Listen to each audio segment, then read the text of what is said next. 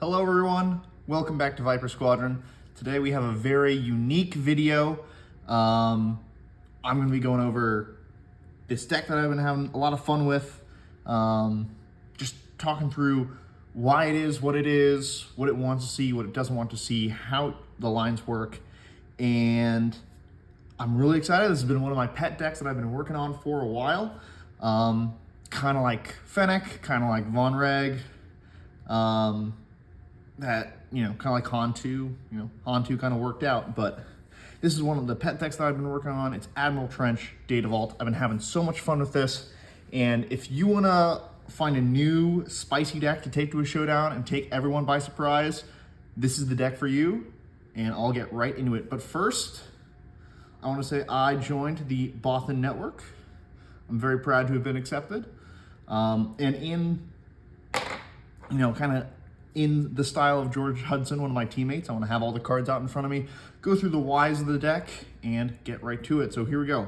Admiral Trench Data Vault. Admiral Trench is a really unique leader. The fact that he gets to flip, and it is not an epic action, so he can flip out as many times as he wants. So the game plan of this deck is you are really exhausting out your opponent to where you are getting as much value out of your leader as possible, and they are still trying to essentially play without a leader, right? Like in Unlimited, we have these massive momentum shifts whenever a leader takes the board. Sabine hits the board, huge favor in Sabine. Whenever a leader deploys, that's a free unit, that's a big unit that is going to generate a lot. And so our goal is to have our Trench deploy as many times as he can, and we're going to outvalue our opponent throughout the game.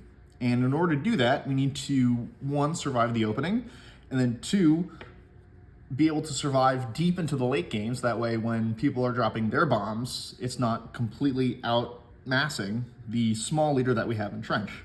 He's only a 4/5, which is very small for leader that can't deploy until 6 resources.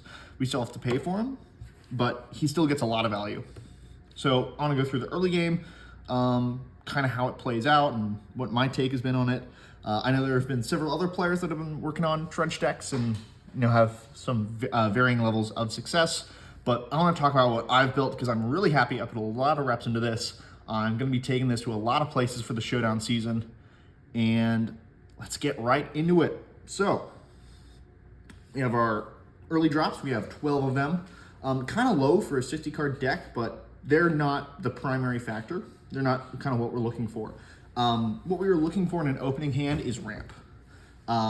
This deck really needs to ramp. We're looking to get to those late game bombs. We're looking to get our leader out as early as possible. We need to be looking for our super laser techs and resupplies. If we hit a first turn play, cool, it's really good. But we are primarily looking for those two. The Trench ability to cycle a card on the first turn essentially gives us a hand of 7. So there's a lot of times where you may not have a first turn play, but you've got one of your ramps. You go ahead and cycle something right away. You can draw into a first turn play. Now, I've gone with kind of a green package. I know some other players have gone with, more underworld, yellow type stuff where they have Cloud Riders and Bib Fortuna and Cartel Spacer. I really like what the green package gives here. I think Crumb and Yularen is a really strong combo, especially for aggro decks that are space heavy, or just any aggro deck that really just wants to go face. They don't have time to do anything else.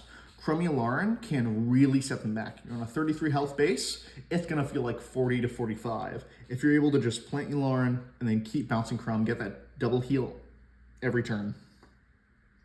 Or not every turn, but every other turn, essentially, where you're just getting a whole bunch of healing. And then Yularen is getting a whole bunch of value off of your other early game plays as well. I like the Gamorrean Retainer. The 3 power lets it trade with a lot of things on the board early.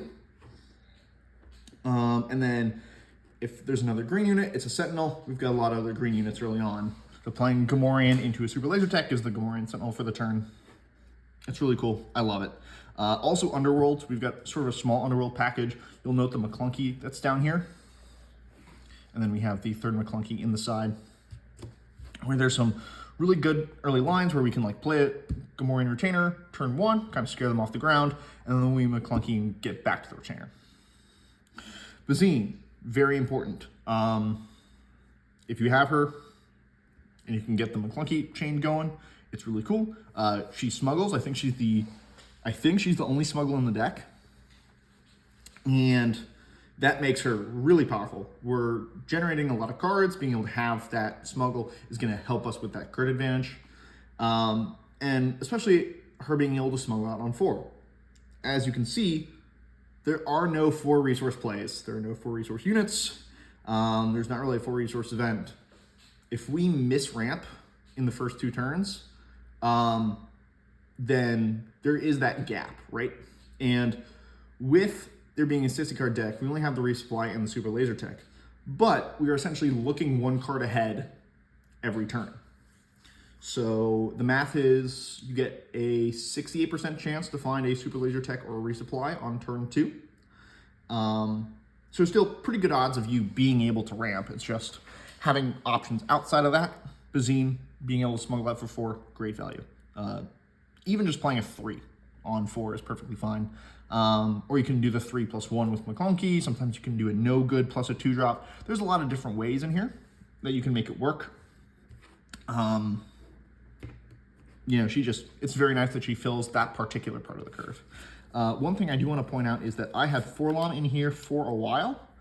I was kind of enjoying him as like, hey, if I miss ramp, he's a great card to have. He fills that slot pretty nice. And I'll get to it later on why I cut him. But essentially, 4 resources is not a happy spot, and it's not something that we're aiming to have left over. We're always aiming to have 3, 5, 7 resources left over. When we get to 6 resources, that's when we're doing our flips, and then it's 3+3. We have the 3 resources left over. If we can get to 7, that's when we want to play one of our 7 drops. Once we get to 8, we can do the Reinforcement Walker, or we can do 3/5. Essentially, 4 resources, not as important as some of these other cards. Yeah, 3 drops. Eager Escort Fighter. This E-Wing may be one of my favorite cards in this new set. It being able to be a 3-drop, 4-power ambush unit in space is exactly what we need to combat Falcons. Turn 1 Falcon at a Han, immediately followed up by a pilot, is pretty much a death sentence for this deck unless we can find some Carbonite. Even then, if it's a piece of junk, they can just bounce it. But if they get a suited up ship in space, it's a real big problem. Being able to have that Eager Escort Fighter, I'm just gonna call it the E-Wing, to immediately ambush, take it out, really saves us a lot of damage over the long run, rather than letting it pilot up, swing for a bit, and then we try to find something to deal with it, like Invincible. I've recently moved over to the Phase 3 Dark Trooper. I think they're a great second turn play. It forces Sabine to have something else to run into them, or, you know, Sabine is essentially stalling us out, right? Like they're doing their pings, they're swinging with other units. They want to wait for us to play something, so that way when they play their Sabine, it's safe. Letting them swing out with everything and then play the Phase 3 Dark Trooper essentially says, hey, you got to ECL something into this, or this Dark Trooper is going to eat your Sabine flip. So I really like him. He's great on the flip turn, being able to play the Sentinel to help secure some room for Trench, and then Trench flips out. Really cool. I love it. I think he's earned a spot. Now let's get to our 5s. If we ramp on turn 2, we're going to get to our 5 drop on turn 3. And this is where I have 2 options, and I really, really love both of these options. And I stress that these guys are not ones that you should be discarding early. Anything else, anything that you see over on this side of the board, you should be discarding in the first 3 turns. And that includes Palace Returns. I am of the idea that nothing is sacred in terms of you can't discard it, right? Like I'm perfectly fine discarding Bounty Hunter's Crew, Cat, like everything, even Palace Returns. I will discard Palace Returns early on just to try to find something else that I can use for the turn. Because you'll always be able to find ways to get that back. If I discard Palace Return, I'll be able to, you know, later in the game, maybe I find a Bounty Hunter's Crew and I get it back. Or maybe I draw into another one of these. If I discard them all, there's a chance I draw into something else. If I discard one of these, maybe I draw into a salvage. A Palpatine's Return in your hand with nothing in your discard is not valuable. You'd rather just have the Palpatine's Return in your discard and then draw something that could have value. And if that doesn't have value, you can either resource it or discard it again next turn. You are not having the initiative. You do not get to claim the initiative a lot unless it's like really pressing. I'm generally discarding turn 1, turn 2, sometimes turn 3. If I get the ramp off and I get to stick a 5-drop, where it's like, oh, I get to play Invincible on 5. I don't want to give my opponent the chance to claim, because that way they can have something to deal with Invincible before I flip. You know, sometimes I can stick an Invincible and then I've got an OB in hand and I'm looking to OB right away. So I won't discard that. But unless you have very, very good reasons, I think you should be discarding the first 2 turns every turn. Like, unless you have like, use all your short end and it's pretty much all you can play right now. But if you get any of these in your first 2 turns, I think that they should just be discarded right away and you can get to them later. Yeah. Syndicate Lackeys, very strong. The 5/4 ambush, that 5 power does a lot right now. There's all the 3/5s. There's the Cassians, the Ahsokas, the Kiras, the Techs, like all the 5 health units. You know, Sabine leader. All the 5 health units are really strong, really popular right now, and being able to have that 5 power ambush to instantly knock something out right away, very strong. I adore it. It's also underworld. You get your McClunky. Speaking on that sort of 5 power, I currently have Shadowed Hover Tank in the side. I know 4 resources. I've been kind of debating between it and Forlom, but if you are worried against Sabine, I think that the Shadowed Hover Tank is an excellent selection. You know, you don't have to ramp in order to have a 5 power unit to combat Sabine. You can just go ahead and play, and it goes well with the rest of your Sentinel package that you have. I have it in the side right now, sort of like... essentially, it comes in for Devastator against the aggro matchups, but that's just me. Invincible. I love this card. Clearly made for Trench, but being able to play a 6/6, 4/5 in space really, really frees up, and it gives you a way to put some onboard pressure on your opponent. Because when you have this Invincible, that is a massive OB threat. If you're able to get to this super fast, the OB for 8 damage, you can clear out leaders, you can clear out multiple units, and then you also get to go to base. It is very difficult for space decks to deal with this early without throwing a ton of units at it. Or like, essentially, the most common way I lose Invincible is I'm playing these cheap stuff, like I'm going up against a Tarkin Town deck, and they are not using Tarkin Town on any of my cheap stuff. I play Invincible, they have to run something into it and then Tarkin Town it. So it essentially is going to eat at least 1 unit and then probably the Tarkin Town. Or if they have a Fel or something like that, right? Like 1 for 1, that's fine.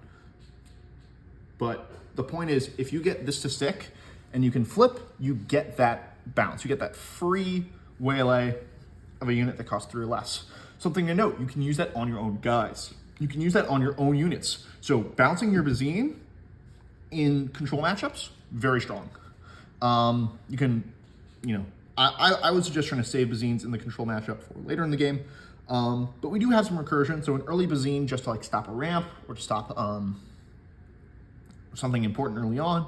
And then if you can see that lined up, you can play Bazine when you have Invincible, and then you can flip, and you can bounce Bazine back to your hand. I love that interaction, probably one of my favorites. I also love it with Crumb to get some extra healing. Otherwise, you can just start working on bouncing your opponent's units and clearing the board. That's what it's primarily there for. Also really good against piloted up ships.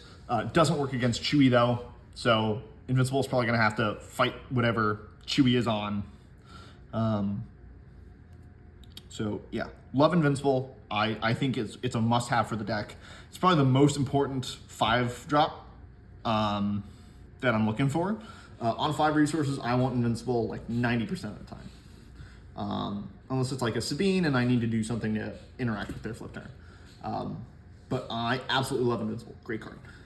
Now we can kind of shift to the heavy stuff. So this is all the stuff that you're discarding early on because you know that there's a lot of it in the deck. You're going to get to it later. And these are essentially going to be your closeout pieces, or at least closing out the board and making sure that you stay alive. I win most of my games off of this guy, this leader, swinging 4 to 5 times, sometimes 6, sometimes 7 times to base. That 4 damage does add up over time if you get a whole bunch of flips. And if your opponent doesn't deal with him, he's just going to keep swinging. If they do deal with him, he's going to come out and he's going to keep swinging. Lots of opponents are going to try to not kill you, but there's ways for you to just throw yourself at enemy units. The smart players against you will kill this guy on the first action, right? Like, Trench will swing, my opponent will claim, it goes to the next turn, Trench readies, then they will kill Trench, right? Because if I swing with Trench and they kill Trench, Trench is going to become a leader again, and then next turn he's going to flip out and become a unit. So if Trench swings and then my opponent claims, and then we go to next turn, they kill Trench right away, I don't get to swing for that turn. So that's just something that you need to watch out for. With Trench, you're getting a lot of value off of your flip. You're not a very demanding, essentially, you aren't super large stat-wise taking over the board. It's not like a Vader leader or a Palpatine leader, that those sort of control style leaders, they flip their unit. They flip their leader to a unit and it just takes over the board, right? Like, that's a must deal with situation. Trench is not big like those guys. He's still gonna put up some work, but he's not going to be as demanding or as threatening as some of these other guys. So you need to find ways to either, if he's doing enough damage and you need to go to base, it's perfectly fine. Otherwise, you can just throw him into something, come back, and then you're ready to flip, draw, and swing again. Yeah, let's look at these. Bounty Hunter Crew. These are essential to the deck. You kind of have to have them. It keeps the Palps return alive. Very important part of the deck. Like, yeah, if you play Bounty Hunter's Crew, you can return Palpatine's Return to your hand. If the Bounty Hunter's Crew is in your discard, you can play Palpatine's Return to play Bounty Hunter Crew, which will then return Palpatine's Return to your hand. So that is kind of the infinite cycle that when you're going into sort of control matchups, that's what you're looking for. That will make sure that you always have cards, you always have ways to regen, and then once you've got a good handle on things, then you can start using Palps Return to get some of your other things out. I throw in a Salvage in here, kind of like as the 4th Palps Return. Unfortunately, you can't cycle it, so if it gets stuck in your hand early, sometimes it becomes a resource, just because, sometimes you can't afford to hold on to this all game, you just have to resource it. But Palpatine's Returns, you don't want to resource those, you're fine cycling those and moving on. Yeah, I like Salvage as kind of like a 4th return, especially on Devastator and Relentless. But yeah, all these guys. Now, I have 2 Bounty Hunter Crew, 3 Maul, 2 CAD, 3 Walker, 1 Relentless, 3 Dev. 2 Bounty Hunter Crew, it's not, 6 resources for a 4/4 ambush. Not as good stat-wise. So they're really good later into the game when you're able to recover and get back into that cycle when you have a lot of resources. Not great to play on 6, because that's when you want to do your flip turn, but it's really good on like 8 or 9. I'm primarily playing them on 9 resources. So I can get the flip, discard a whole bunch of cards. Maybe it's a Palpatine's Return in there, maybe it's an Overwhelming Barrage, and then I can use Bounty Hunter's Crew to go grab one of the cards that I discarded. That's primarily when I begin to play them. Otherwise, I want to play more stat-efficient units. 3 Maul. I think you got to have 3 Maul pretty much at all times. There's a lot of 7 health leaders out there. There's Quinlan's being the primary one that I'm worried about. Quinlan's, Anakin's. There's a couple others. Luke's, Obi-Wan's. But you want to be able to kill them quickly because their leaders are most likely going to be better than yours. And you want to remove that leader from the board so that way Trench feels more impactful throughout the game. If you have, 2 or 3 turns of Trench on board throughout a game compared to the 2 or 3 turns that, say, an Anakin is on the board, you're no longer feeling that your leader is efficient, right? Like, if Anakin is on the board for 2 turns and you kill him, and then Trench gets to stick out for a turn, and then he comes out, comes in, comes out, comes in, comes out, you feel like you're winning the value off your leader because you are playing with your leader more. And it's making up for the fact that your leader is not as good. So being able to quickly kill other leaders makes Trench feel more impactful and more important and more valuable throughout the game. Now, 2 cads.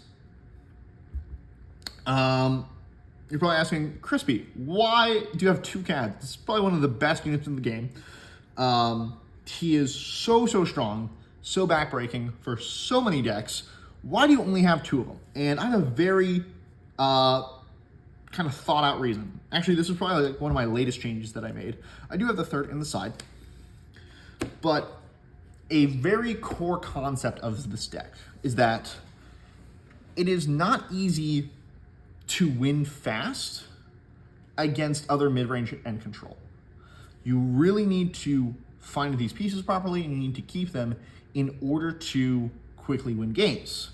So if you're going up against a mid-range or a control, I'm more thinking of the soft control, hard control. I'm thinking Kira's, I'm thinking Boss Blue, I'm thinking Palpatine's.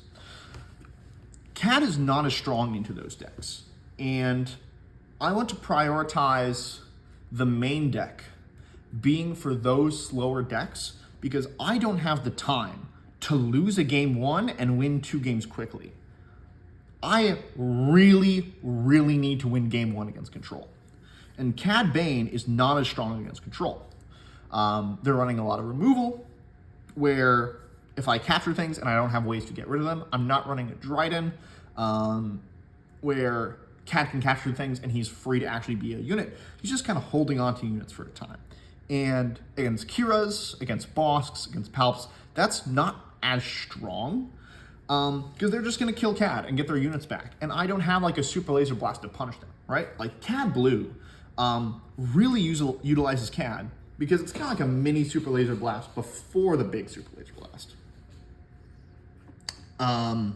Like very strong core concept of that, where you can, suck up a whole bunch of units, and then if they kill Cad, you give all the units back, and then you can super laser and kill them all. I don't have a super laser blast. I can OB, and maybe that gets some of them if I have like a Devastator or something. But going into 8, if they kill Cad, I don't have a way to necessarily punish that. So Cad is very strong into the aggro decks where he can, take up a whole bunch of units and then they don't have a way to deal with him. He's really strong there. But I am not a fan of 3-ofs because he just feels too weak in the control matchup, and I need to be mainboarded for control. That's where we get to Relentless. One of Relentless, but we're mainboarding against control. The deck feels really good into control anyway. I really like it to just sort of grind out and force them to have more removal than I have units, and I have a whole bunch of recursion. We've got some infinite recurring units here with the Bounty Hunter crew and the Palpatine's return. I'm just going to force them to have more removal and more ways to deal with my units. And so, they can play some 2-for-1s, they can play Devastators, they can play Avengers, they can play, Super Laser Blast. It's going to take out a whole bunch of my units. And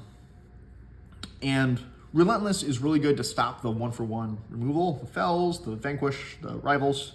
But Relentless not as strong into Avenger or Devastator. I just like it being in there to every now and essentially it forces them to play that Avenger or Devastator. I can then follow up with a Devastator. So I'm not super high on it. It doesn't have any when played effects. Technically, it has a when played effect, but if they don't have any events in hand or they weren't planning on playing events, it really isn't directly impacting the board. A lot of these others do. We have some ambushing, we have the capturing, we have the healing, we have the killing.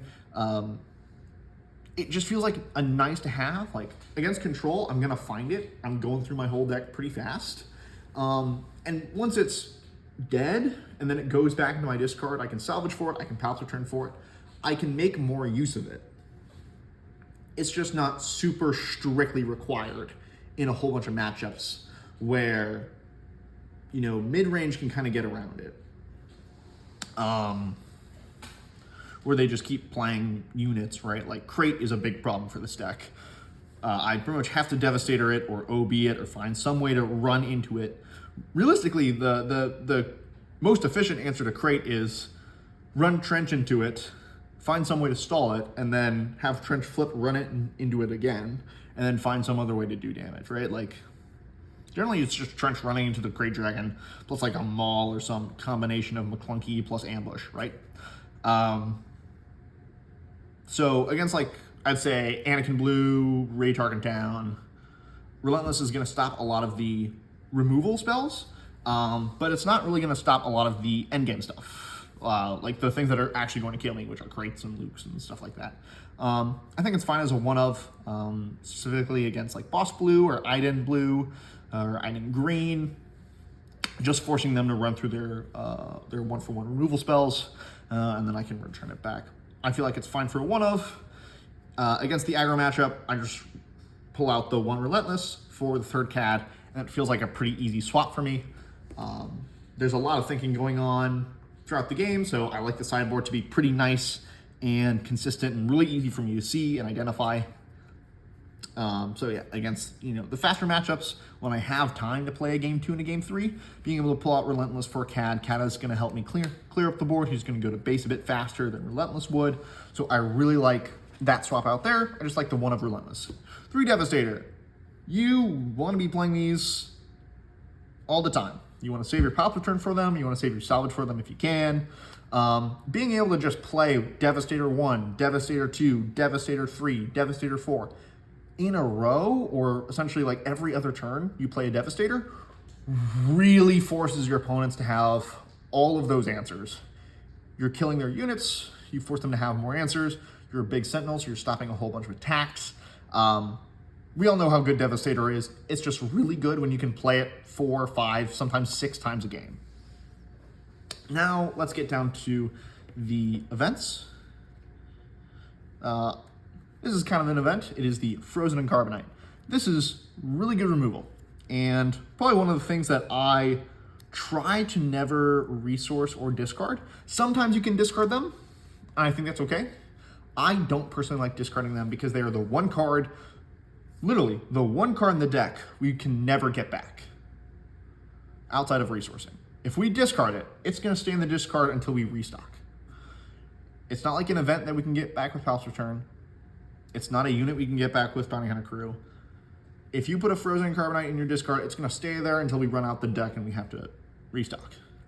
So this is great removal. It's going to hold down piloted ships. It's going to hold down big buffed units. Even if they play like a Poe, right? Like you can just slap the Frozen and Carbonite on them. If they play a Wrecker, you can slap the Frozen and Carbonite on them. Just as a 3-cost, answer to any unit feels really good. Now, with more decks running Upgrade Hate, this can be scary, where if you try to play that on something and they have like a Fang Fighter or Confiscate, it can be really, really bad. But for the most part, you just play that, shut down a unit, and it forces them to have the answer to deal with it. And that's generally going to be really good money-wise on resources. There are some decks where I'm going against, I'd say such a Vader Pilot, for example, where they really want to be having these attacks to base. That way they can generate stuff. I'll do the first turn play, and then I'll quickly go for the Carbonite. Sometimes I skip the ramp to get a Carbonite just to stop people from getting that big momentum. But generally you want to ramp so that way you can Carbonite plus a 2-drop on 5 against those aggro decks. Events, we talked about some of these a little bit. We talked about salvage a little bit. McClunky, I like the 2 McClunky right now. I have the 3rd in the side. Once again, I love easy sideboarding options against matchups where we're definitely not going all the way down to our deck.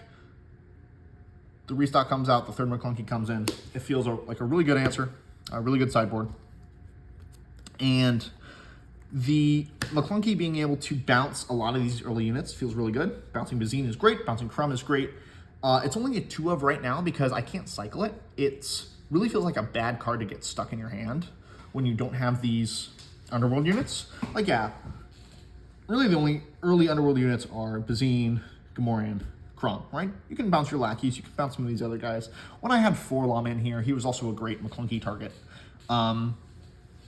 There are some times where this is going to save you, and there are some times that this is going to be not great. I think that you could commit more to the Underworld package. You could drop Yularen for like Bib or Cloud Rider or Cartel Spacer. Maybe you could drop the Phase 3 Dark Trooper for Boba, which I think is pretty good. I really like the idea of Boba. I'm not running the blasters. Boba Fett as a 3-drop into blasters is your 5 damage answer to a lot of things. To essentially all the 5 health units that I like the lackeys for. So the Boba Fett into the blaster is really strong. I'm not running the blasters in here. It's fighting for a lot of spots. I really liked all the other options that I had, and I just didn't have room for the blasters. If I wanted the blasters, I'd probably have to cut some of these units and just rely on, hey, I'm just looking for ramp. I'm not looking for units at all early on. Yes, restock. This is going to be a hot topic of conversation that I want to stay on for a while. We have a very unique option here where there's another card to restock that we could have. And I bet you're already asking it, Chris, why aren't you running reprocess, right? Like, you've already re-sleeved it in with the restock for this video. Why don't you have reprocess in here? And I think that either of these work. I think that there are good reasons for both of them. I'll tell you the reasons for reprocess, and I'll say why I prefer restock. At least for now. I think reprocess is worth testing. I will play a lot with reprocess. I will go back and forth. Right now, I prefer restock, but reprocess is a very good option because it has this number 3. Against control matchups, or even mid-range matchups, right? Say Raid Data Vault. That's a big deck that's taken off. That deck can absolutely go to the end of the game with you. It's got the card draw, it's got the heal. I don't know whether they're main decking restocks or not, but that is a deck that isn't going to necessarily feel like hard control, but it's going to go a long time. So if you get reprocess in your hand early on, you don't feel like, oh man, like I can't resource that, right? Otherwise I'm pretty much going to lose the game. You have to find some way to get rid of it out of your hand. The restock, it being 1 cost, you'd have to play it to get it out of your hand. And restocking on, low resources when you're nowhere near the end of the deck does not feel great. It just gets the restock out of your hand, so that way you can open up your hand. And even playing it doesn't technically open up your hand. Being able to cycle out with the trench ability, discarding this, getting a new card. This card is now saved for later in your discard pile, and you can go grab it with Bounty Hunter Corey at the end of the game. You've drawn a useful card, and you've gotten this out of your hand. Meanwhile, if you were just playing restock, you'd be stuck with that 1 cost card in your hand, and you'd have to play it. There's no way for you to discard it out of your hand and get a new card to replace it. So being able to keep that 3 cost gets you that sort of card advantage, and you lean into the trench ability. So I think that's the number 1 reason why to use it. Like, if restock costs 3, cost 1. But the 3 cost is a big upside. In addition, there's the 4 droids. Now, generally, you aren't putting all of your big stuff, or at least all of your big stuff, back in. You can just use this kind of in the middle of the game to get some droids. Maybe you just see that you've killed off some E-Wings, you've got a Dark Trooper in there, and maybe you've got like a CAD or something else. You can just put those cards back in the deck, get some battle droids. Those droids can help you out. They can, I think the big thing is they can dirtle for you. They can just, essentially be soft passes that your opponent is going to play out their whole hand. If they ever claim, then if they ever pass to try to wait for us to play our resources, we can then claim and just go to the next turn. So having the dirtle actions from the droid can be super helpful.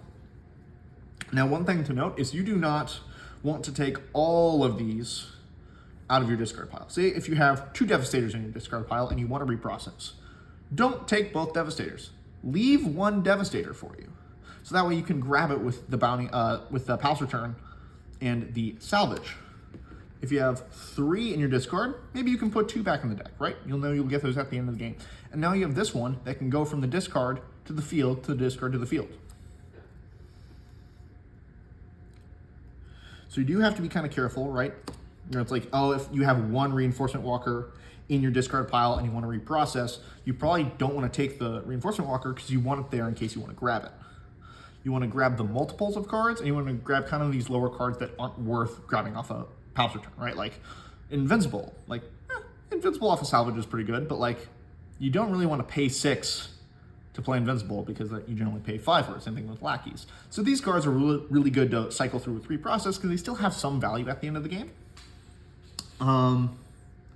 Bazine as well, being able to cycle in your Bazines back into the deck. So that way, at the end of the game, when you want to have Bazines, you're going to be drawing into them. So that's a great reason for reprocess. You just need to be a little bit careful with it. Now, restock. The one cost also has its significance, is that it saves you resources at the end of the game when you're doing all of your math. You're probably going to be about 13, 14 resources by the time you get through your deck. And you're going to want to make sure that you cycle through the deck. You're able to get the restock, grab it with the Bounty Hunter crew, or play the restock in a way that you know that you'll be able to grab it. Right? Like, you get all the way down, you have 0 cards left in your deck. You restock, you put 4 cards back in your deck. You can then flip Trench, look at those 4. Your opponent is going to give you the restock, they'll probably discard it. You get another card, you can then play Bounty Hunter crew, grab the restock, play restock again, get a full, get your 4 cards back. So that way you can still swing out, and you have cards to draw for the turn. It being able to cost 1 opens up more of those lines, right? Like, you can flip for 3. Sorry, let's do this in order. So you're in the leader zone, you have no cards in your deck, right? You play restock, you have 4 cards in your deck. You've paid 1 resource. You flip, you've paid 4 resources. You take those 4 cards in the deck, you draw one of them, and then the restock is probably getting discarded. So that's 4 resources that you spent. You can then play Bounty Hunter crew that gets you to 10 resources. That brings restock back to your hand. You then play restock for those 4 cards again. Put them in your deck. Now you have 4 cards in your deck. You've deployed your leader. You're not going to be taking any damage this turn. Now, you'll draw 2 of them. You have 2 cards in your deck. Trench dies. You play out the turn with all of your resources. Next turn, you draw 2 more cards. You have 0 cards in your deck. Now you can do it again. You can now, once again, restart the cycle for 11 resources. So at 11 resources, you can pretty much infinitely roll through your deck, always deploy Trench, always play Bounty Hunter crew, and there are times where in the off turns where you aren't restocking, you have 11 resources to play with. You can salvage a Devastator. Sometimes you can play some other stuff, right? Or if you get to 12 resources, you can Bounty Hunter crew for Palps Return and then Palps Return for Bounty Hunter. And you can do all of these cycles to get a whole bunch of these cards in the meantime. That is not possible to do with reprocess. Reprocess only pushes units back into your deck, and you then have to spend a Bounty Hunter crew to grab reprocess instead of one of these cards down here. So if you have reprocess in your hand, Palps Return, and Bounty Hunter crew, you have to play reprocess in order to stay alive. You have to play Bounty Hunter crew to grab reprocess, and then you play Palpatine's Return to play Bounty Hunter crew again after he dies to grab reprocess, and now you aren't grabbing Palpatine's Return. So now you've moved the Palpatine's Return outside of your hand. Now if you want to play reprocess again to stay alive, Bounty Hunter crew has to pick which one. Do you see where this issue comes? You need both of your Bounty Hunter crews, one to be grabbing Palps Return, the other one to be grabbing reprocess. If you have a restock being able to save itself into the deck is another great option. So you play restock, you can then Bounty Hunter crew, Palps Return, whatever, and you're not having to look for the restock. The restock is going back into your deck every time. So now you're just Bounty Hunter crewing for the Palps Return, for the Bounty Hunter crew, for the Palps Return, and you're doing this, and the restock comes naturally. And if they discard the restock, that's when you need to Bounty Hunter crew for the restock, and then you can restock again, put it back in your deck, and you have the Palace Return and Bounty Hunter Crew. So essentially, the reprocess forces you to pull a Bounty Hunter Crew out to get the reprocess instead of the restock being able to hide itself in the deck. And sometimes your opponent will discard it, and sometimes you will draw it naturally. There are some times where you don't want to flip because, you know, hey, I don't have the resources to currently do this whole rundown, to do this whole cycle. I just need to, there's 4 cards in my deck, I can wait 2 turns to maybe draw them naturally. Reprocess, you have to spend resources to go get reprocess back, which at the end game, if the opponent is grinding well with you, you can't spend 6 resources to go grab your restock or your reprocess. You just need to be able to draw it. And reprocess doesn't give you the option to draw itself. That's my big reason, is restock is way more consistent and way more resource efficient at the end of the game, which is the point of why you brought the card. That's my reason. I see why people have reasons for reprocess is because it feels like less of a dud in decks, less of a dud in matchups where reprocess or restock isn't necessary. And I 100% agree. It's just a matter of what you think you're going to face and whether you feel prepared to go to the end with your reprocess versus your restock. Reprocess is great against a lot of these slower mid-rangey matchups and even can be still cycled out in these decks that are going faster. Essentially, you know for a fact you won't go through through your deck. Meanwhile, restock just becomes an auto resource. There's nothing you can do with it. You just have to resource it. Reprocess, you can cycle with it if you've resourced something else for the turn. So that's the big difference between these two. I still prefer restock right now. I think reprocess has all of its merits. I think it's worth testing, but I'm just a big fan of restock right now. And then just to kind of wrap up the explanation, check out McClunky's a little bit. No good, classic slowdown, resupply, gotta have it. Overwhelming Barrage, it's kind of like our only multi-target removal that we have. We have CAD to suck up a whole bunch of guys. We have Devastator to kill something on the ground and hold down space. But really against go wide decks, you gotta have it. Against, bigger decks, you want to have the removal. Because we don't have great removal colors or removal cards in these colors. I've debated Fell just for kind of longer matchups, but it's not something I'd necessarily want. I think everything else here is fine.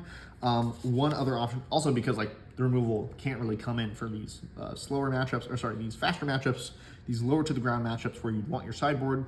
So Fell coming in from the sideboard wouldn't be as strong. Because you probably want it in the main, and then it's a 6 cost event that's going to take up a lot of space, right? Like I'm trying to do my flip turn on 6, I don't want to fell something on 6, and this is where we get to I Am Your Father. So this card has been coming in and out of this deck so many times. Currently, it is out of the deck just because I fear smart opponents are going to realize that, hey, Trent is going to be drawing a lot of cards and having a lot of card control. The drawing 3 cards probably isn't as impactful to him as, say, an Iden, right? That being able to draw a whole bunch of cards is really good for her because she now has all of these removal options. Trench drawing 3 cards is just kind of like more drops in the ocean. Still, I love the cards. I love getting the cards. But playing I'm Your Father, them saying no, playing I'm Your Father against a Falcon and then them saying no and then putting Chewie on it, right? It just feels like kind of a waste. Now, I hope I drew like a Frozen and Carbonite to answer it. But I think that these have merit. I think I'm Your Father has merit. I think there's a world where I come off of the Underworld synergy as a whole, and I put the I'm Your Fathers in over McClunky. I could see that happening. But right now, currently off it. I like the Underworld package. I like McClunky as kind of the cheaper way to kill off units early.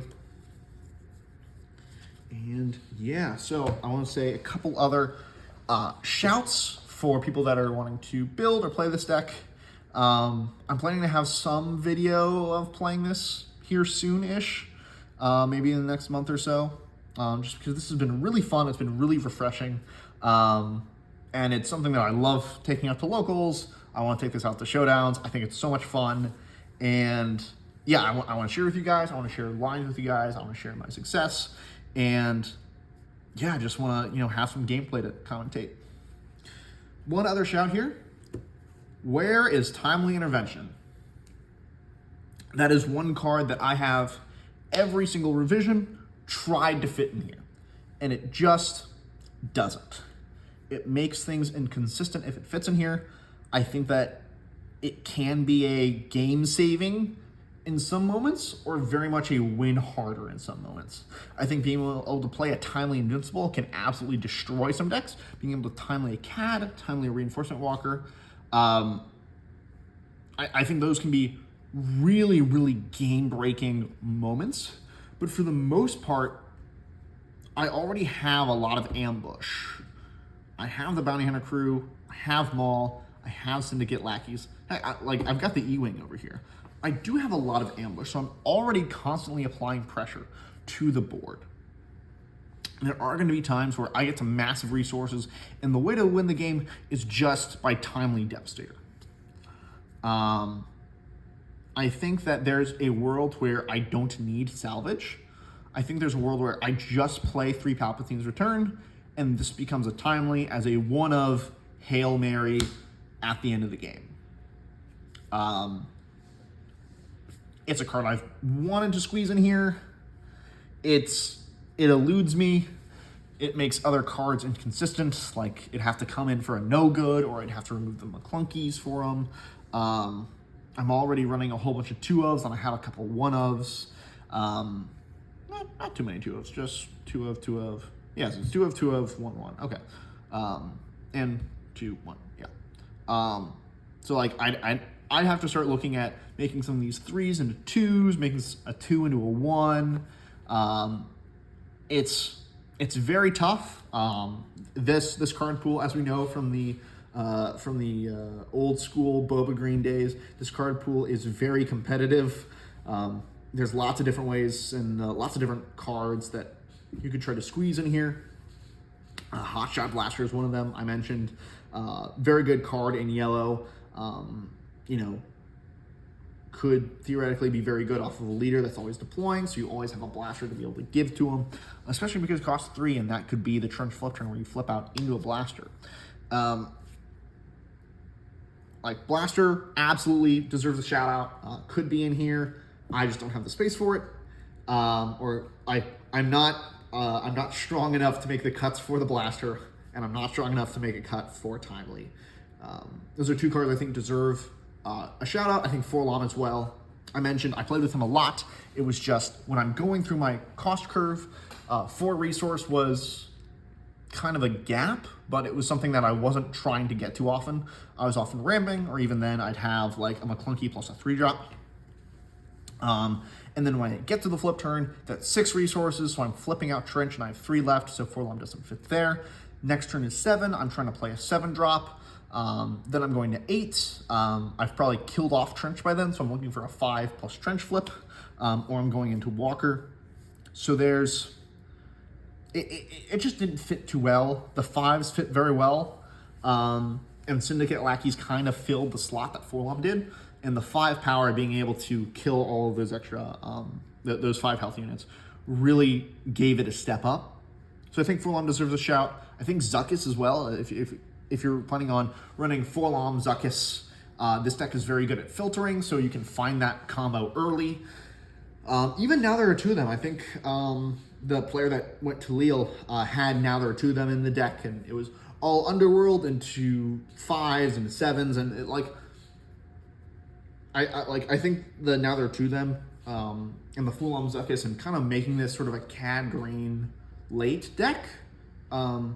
I think that's a very good way to take it. I just really like the green, the Sentinels and the healing early. That buys me enough time to get into the setup over here.